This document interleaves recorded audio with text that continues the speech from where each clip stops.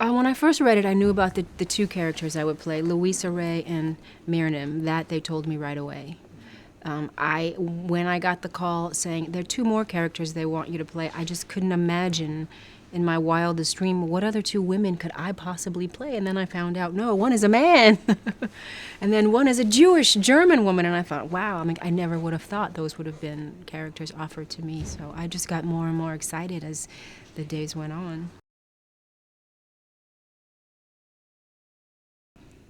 What I think about my characters is that if I take the idea that it's one soul, I start off as old native woman, and to me she was the least evolved. And then I move on to Jocasta, who's a bit more evolved, but yet she's living as, like, I called her a ghost of a person.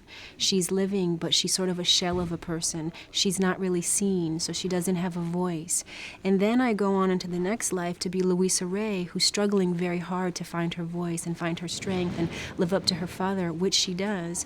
And then I go on to play Dr. Ovid, a man, an educated doctor in a way, a surgeon. And then I go on to play a woman, Marinum, who ultimately is part of saving the world as they know it. So I think each one of those characters, the soul evolved in order to have the strength to be the character that I ended up being. What I can say is it's been a once-in-a-lifetime filmmaking experience. I will never be a part of another film like this in my life. I know it. So therefore, it's always going to be special, and I'm going to always remember the experience and everything I got from it. I knew all of their works, of Tom Tykwer and the Wachowskis.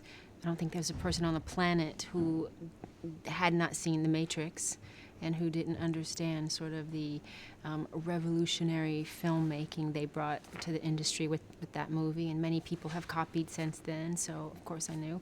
And Tom, I knew some of his work. Of course, one of my favorites was Run, Lola, Run.